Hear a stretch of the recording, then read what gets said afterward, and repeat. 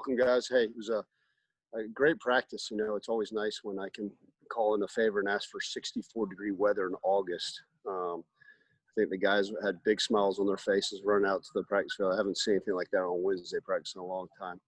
They're encouraged. They're staying positive. They've got a great mindset, which is what I want to see. Obviously, focusing on their academics again with the start of school, but the mindset's where it needs to be. Their focus, their intensity.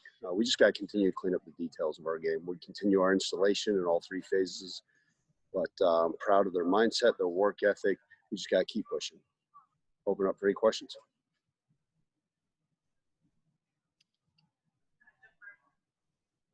Yeah. I know the phrase has kind of been, we want to play. Am I coming through? Got you. Loud and clear, Don. Okay. We want to play, but obviously for you, it's we want to play well, and everybody's kind of dealing with these same challenges, but any concern that, things get lost just because of how weird this whole process is I guess what I'm saying is it's harder to track what guys are actually absorbing and taking forward than it might be under a normal condition. Yeah, Don, there's a lot of outside things going on. We talk about it every single day.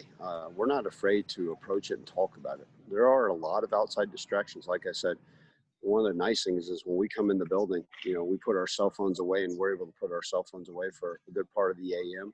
And it's nice. We kind of get lost in our own world out on the practice field. And that makes it really nice. Like I told our staff yesterday, I had the biggest grin on my face, watching the practice film, and they probably looked at me like I was the Joker, half crazy. And I just said, look, this is so much fun to be out there with them. You don't have to think about everything else that's occurring. And we wish we could have been out there for 4 more hours. But the players have that same, that positive mindset. When we're out there, we don't think about everything else that's going on, and it does us no good. There's too many distractions. So if we just focus on the task at hand, especially when we're in between those white lines, it makes it great. But we're constantly encouraging them to watch as much film as they can, do what they're supposed to do academically.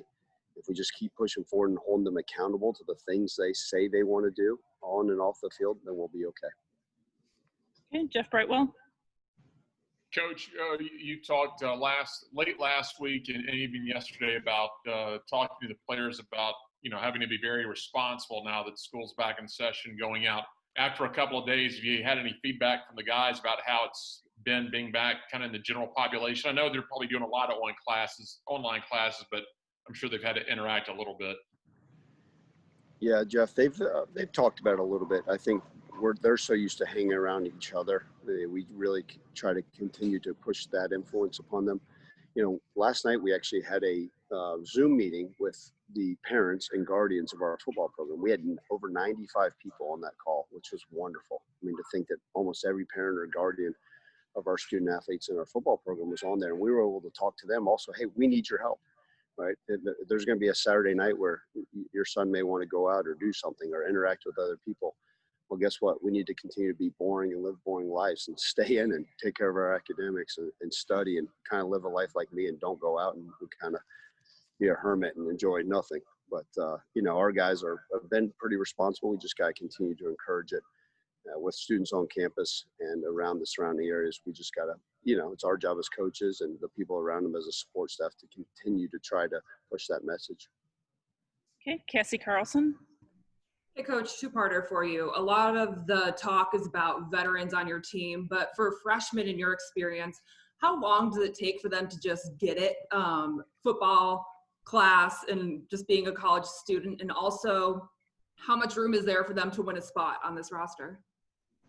Yeah, Cassie, it's hard enough to play college football, and it's very hard to come in as a freshman, as a newcomer, and especially given these circumstances. We were so used to be able to have them in separate workout groups and kind of be their own and have separate study halls for them and do all these things and be a lot more hands-on with a lot of our classes and be more face-to-face interaction.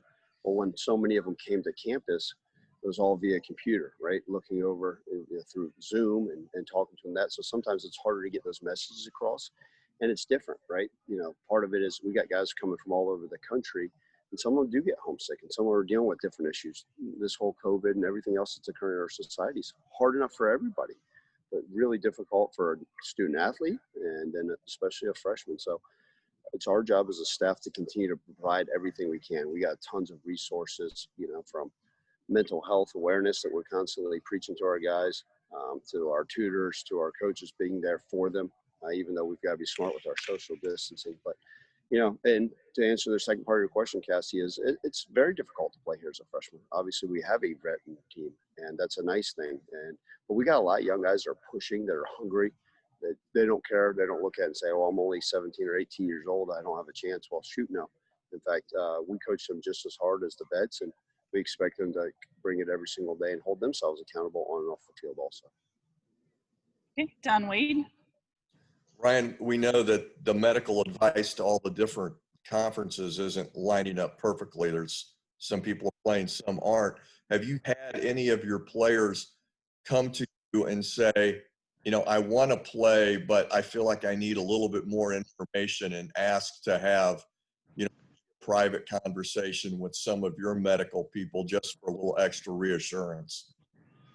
Yeah, Don. In fact, we've actually tried to over-inundate them with information. So we've tried to give them so much stuff and tell them as everything possible. And like I said, even last night on our Zoom call, we had Daryl Turner, our head athletic trainer, on there, and he actually gave a 25-minute Zoom presentation. And some of the parents had trouble staying awake because we gave them so much information. But we're going to constantly feed it down their throat with a water hose, everything we can. And anytime we hear something new, right, from our conference, from our medical experts, we're in constant communication with our medical staff, our doctors, and Daryl Turner and I mean, we have some of those late night phone calls after, 11 o'clock at night. I'm sure his wife probably says, ask him who's on the phone with it. It reminds me of those old State Farm commercials. And it's Ryan, he's wearing khakis.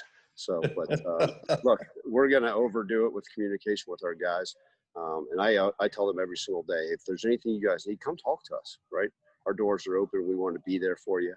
And I think by doing that, being as transparent as we can, we've been fortunate to have some really positive dialogue, but we haven't had any guys that have come to us with major medical concerns now that we're rolling. Terry Davis.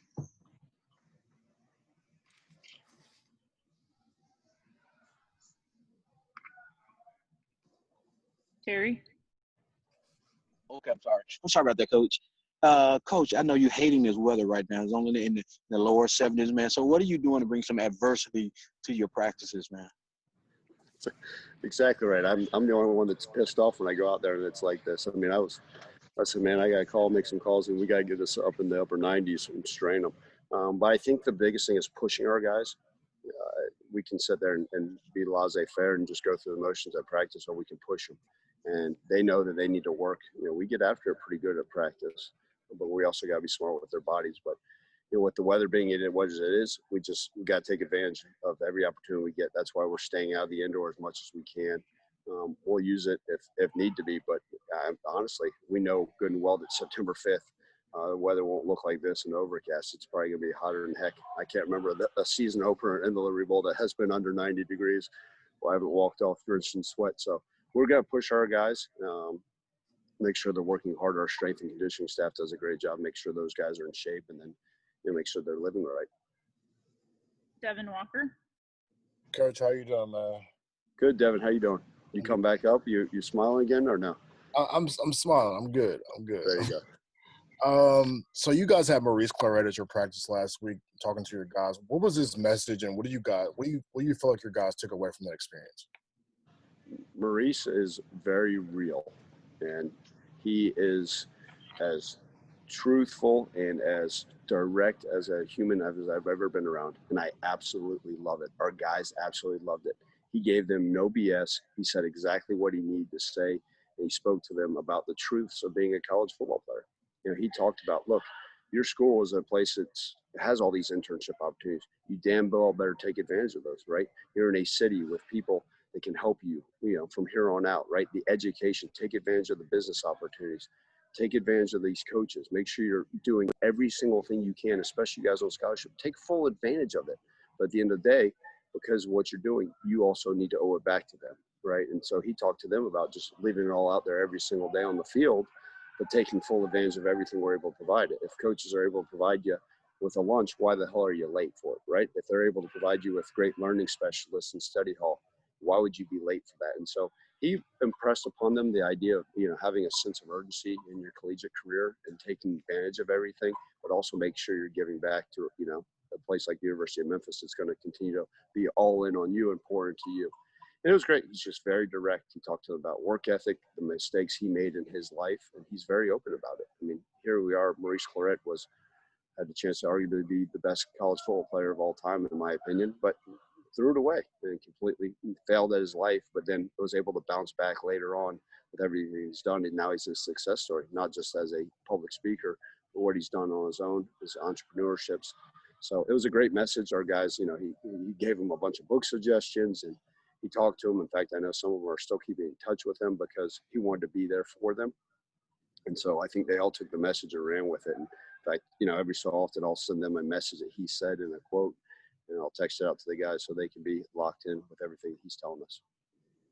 Okay, Don Wade. Ryan, have you seen your guys being tentative at all on the practice field, either because you guys didn't have the normal spring camp or, guys even being concerned about, crazy as it sounds, social distancing or just, kind of having to get their head around like, okay, it's going to be football. It's going to be okay. I haven't seen a bit of that, not a single bit of it. If a guy has concerns when they come out there, and I'm not saying that they can't have concerns, but if there's any hesitation, they're actually going to probably get themselves hurt. We've seen those guys that kind of creep into a hole carrying the football, or a guy that doesn't want to really tackle because he's not sure if he likes contact. Those are generally the guys I've seen in my career, now 22 years, that actually get themselves hurt, that don't fully buy into the way they got to do things, right? The proper techniques that aren't going to go hard during a drill, that take a play off. They're the ones that get their legs rolled back up on. So we haven't seen that. That's a wonderful thing, is our guys that are here are bought into the way we do things. And again, I think being open with them has allowed them to go out there and practice hard and trust what we're doing, and vice versa. Okay, Cassie Carlson. About 2.5 weeks till September 5th. What's a benchmark that you set to just assess where the team's at right now?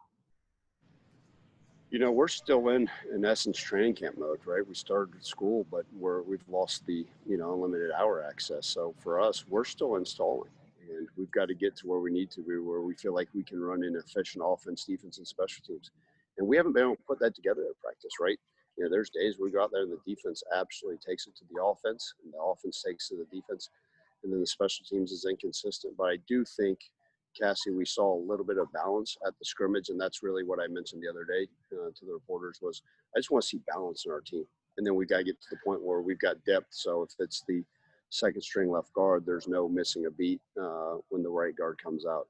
So it's just kind of one of those things, is depth throughout, making sure we're all on the same page, cleaning up what we got to do. And I think that will come. It just hasn't come as quickly. I think part of it may be by not having spring practice, but no excuses, no explanations. The benchmark for us is just to see improvement every single day.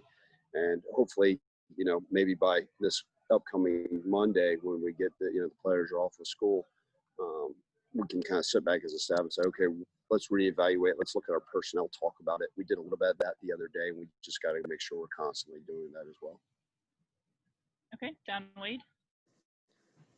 Ryan, is there any kind of waiting for the other shoe to drop scenario for you in all this? We know that like the Big Ten had released a change in schedule and then they reverse course and they're not playing. Or do you have to just kind of push all that to the side and pretend that there's no chance there's not going to be football? Yeah, and I've mentioned this every single day, and I mentioned to our players, blinders and focus. It does me no good to think about anything else that's occurring. It does absolutely no good for our guys to. Now, I've got to be smart enough as a head coach to realize that there's a possibility of things changing, and maybe late at night when no one's around, I can work on some possible plans, but that needs to be kept to myself and just focus on the task at hand, because like I said, our guys are full steam ahead. Our staff is. They've done a great job of staying focused, and I give them a lot of credit, right? Our players aren't phased. I think if, you start talking about change of plans, it's the coaches that are saying, oh my gosh, we'll become creatures of habit. So really, Don, we've just been, locked in what we need to do and keeping every single day approach, and our plans to play on the 5th, and there's no deviating from that plan right now.